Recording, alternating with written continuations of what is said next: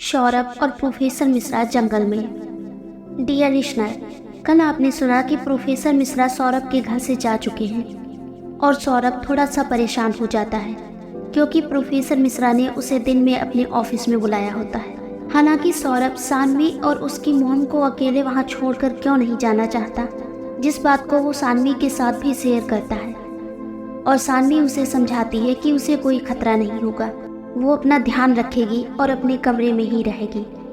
फिर उसको खाने के लिए छेड़ने लगती है और सौरभ को मोटू बोलकर वहाँ से भाग जाती है और अपनी मॉम के पीछे छिप जाती है। उसके बाद उस मजाक को वहीं ख़त्म करके सौरभ नीचे जाकर सानवी की बताई हुई सारी डिशेस बनाता है और सानवी और मॉम को नीचे बुलाता है। यहाँ तक कल आप सुन चुके हैं। अब आगे। सौरभ ने सारी डिशेस बना ली थी और उन्हें टेबल पर लगा ही रहा था कि तभी सानवी और उसकी मॉम ऊपर से आ जाती है और सानवी सीधा सौरभ के पास आकर खड़ी हो जाती है। सानवी की मॉम एक बाउल पर से ढक्कन हटाते हुए कहती है, वाह सौरभ, खुशबू तो बहुत अच्छी आ रही है और देखने में भी बहुत टेस्टी लग रहा है। सानवी सौरभ की टांगे खींचते हुए कहती है, मॉम, देखने से क्या होता है, खाने में भी तो अच्छा लगना चाहिए ना।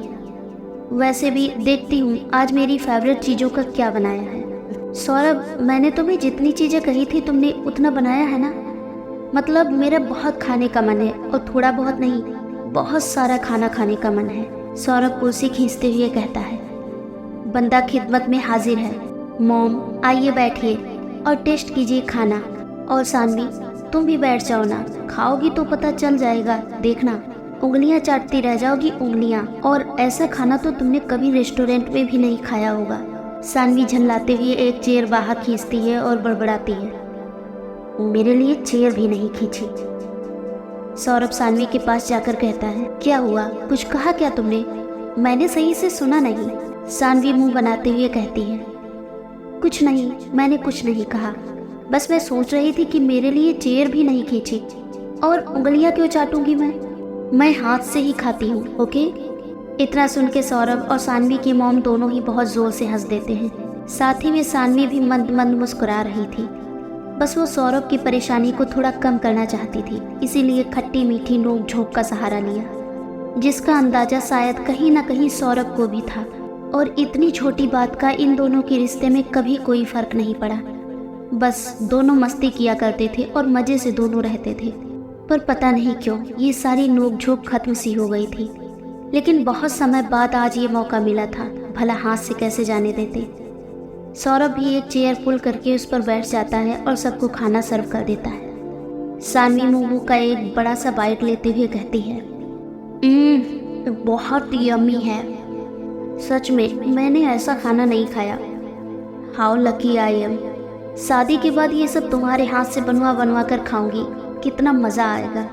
सानवी की मोम सानवी का कान खींचते हुए कहती है, अच्छा तो इसीलिए शादी करनी है मैडम को सौरभ से, ताकि ये सब चीज़ें इसको रोज़ रोज़ मिल जाए खाने के लिए, क्योंकि बाहर से तो रोज़ रोज़ खाना पॉसिबल होता नहीं है। देख लो ज़रा इसे। सानवी खाने में बिजी होते हुए कहती है, ऐसा बिल्कुल भी नहीं है मॉम, इनफैक्ट मुझे तो पता भी नहीं था कि सौरभ को ये सब बनाना आता भी है। उसने मुझे आज तक नहीं बताया, खिलाना तो बहुत दूर की बात है।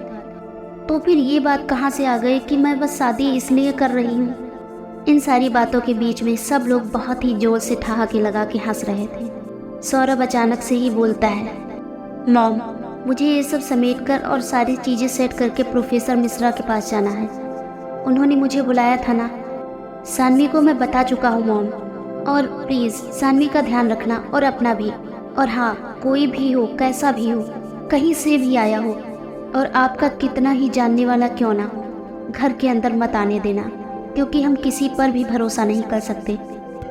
पहली बात तो कोई दरवाज़ा खटखटाए आप खोलना ही मत। जैसा कि अब सानवी की मॉम को लगभग सब कुछ पता ही था, इसीलिए उन्होंने इस मामले में सौरभ से कुछ ज़्यादा नहीं पूछा, क्योंकि वो समझ गई थी कि इन्हीं कुछ मसलों पर बात करने के लिए प्रोफेसर ने सौरभ को वहाँ बुलाया है। सानवी की मॉम सौरभ की बातों में हामी भरते हुए कहती है, ठीक है सौरभ, तुम जाओ और अपना ध्यान रखना। सानवी की चिंता बिल्कुल मत करना और मेरी भी नहीं, हम ध्यान रखेंगे और मैं सानवी का पूरा ध्यान रखूंगी। और मैं समझ सकती हूँ कि तुम मुझसे ऐसा क्यों कह रहे हो कि यहाँ कोई नहीं आना चाहिए। कोई भी नहीं आएगा, पूरी तरह से निश्चिंत रहो सौरभ। सौरभ को ये एहसास हो रहा था कि शायद उनके कहे हुए शब्दों का मॉम ये मतलब समझ रही हैं कि जैसे उन्होंने पहले तांत्रिक को बुलाया, ऐसे ही कहीं और किसी को भी ना बुला लें। शायद मॉम इसीलिए ऐसा बोल रही है। इसीलिए उसने आगे अपनी बात बोली। सौरभ अपने शब्दों को थोड़ा संभालते हुए कहता है, मॉम, मेरा मतलब था कि हमारे या आपके कोई फ्रेंड्स या मेरे कोई रिलेटिव या कोई पड़ोसी, कोई भी, किसी को भी नहीं आने देना है। अभी ये सब बातें छोड़िए ना आप। अभी तो बस आप खाने का लुत्फ लीजिए और मेरी तारीफ करते रहिए। मुझे तारीफ की बहुत ज़रूरत है, तभी तो मैं मोटिवेट हो पाऊँगा ना, और नेक्स्ट टाइम और भी अच्छा और भी कुछ बेहतर आपके लिए बना पाऊँगा। सानवी की मॉम सौरभ से कहती है, सारी डिशेस सच में बहुत अच्छी बनी हैं सौरभ। वैसे कहाँ से सीखा तुमने ये सब बनाना? सौरभ सानवी की ओर देखते हुए कहता है, इंटरनेट से। मुझे पता था कि ये सब खाने पीने का बहुत शौक है सानवी को, तो मैंने बहुत सारी डिशेस बनाना सीख लिया था। और अगर सानवी कुछ न्यू डिश की डिमांड करती तो देखकर तो बना ही देता और नेक्स्ट टाइम और बेहतर बना देता। सानवी मुस्कुराते हुए कहती है, थैंक्स मेरे लिए इतना सब कुछ सोचने के लिए। और देखना मॉम, शादी के बाद तो मेरे मज़े ही मज़े हैं। सानवी की मॉम सानवी के सर पर हल्के से मारते हुए कहती है, बेशर्म लड़की, कैसे अपनी शादी की बात कितने मज़े से कर रही है, देखो तो इसे। इतना बोलते ही वो हंस देती हैं।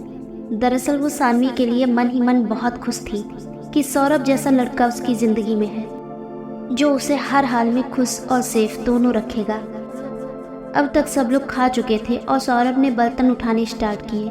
सानवी भी सौरभ की मदद कर रही थी और दोनों ने जल्दी ही रसोई में सारे बर्तन रख दिए। सौरभ सानवी से कहता है, ध्यान रखना अपना, ठीक है?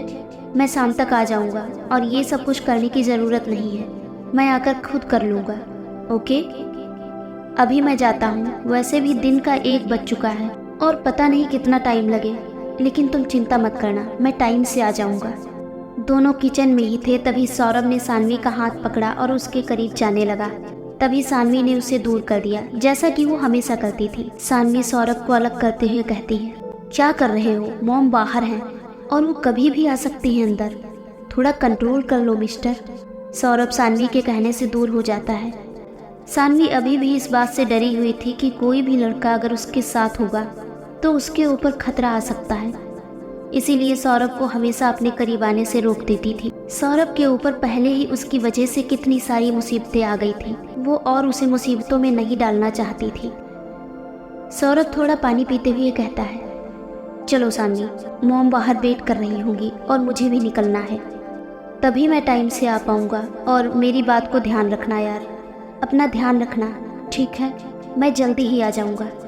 इतना बोलते ही सौरभ जाने के लिए निकल जाता है और सानवी उसके जाते ही दरवाज़ा लॉक कर देती है। सौरभ अपनी कार स्टार्ट करता है और प्रोफेसर के घर की ओर चल देता है। जैसा कि हमने पहले भी देखा कि सौरभ ने इस कार को अभिमंत्रित करवा रखा था और इस बार दोबारा जब उसने घर को अभिमंत्रित करवाया तो उस कार को भी दोबारा अभिमंत्रित करवा दिया था, क्योंकि अगर उसे कहीं भी जाना होता और साथ में सानवी को लेकर जाना होता तो वो नहीं चाहता था कि रास्ते में किसी भी प्रकार का कोई भी खतरा आ पाए। जल्दी ही सौरभ प्रोफेसर मिश्रा के घर पहुंच जाता है और डोरबेल बजाता है। प्रोफेसर मिश्रा दरवाज़ा खोलते हैं और सौरभ को अंदर आने के लिए कहते हैं। प्रोफेसर मिश्रा सौरभ को देखकर खुश होते हुए कहते हैं, अच्छा लगा कि तुम आज मेरी बात मान कर आए हो, आओ अंदर आओ। सौरभ घर के अंदर चला जाता है।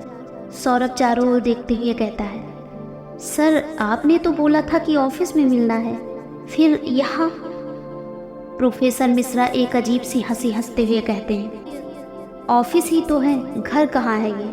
यहाँ मेरे अलावा और कोई नहीं रहता, मैं हूँ, मेरी किताबें हैं और कुछ सामान।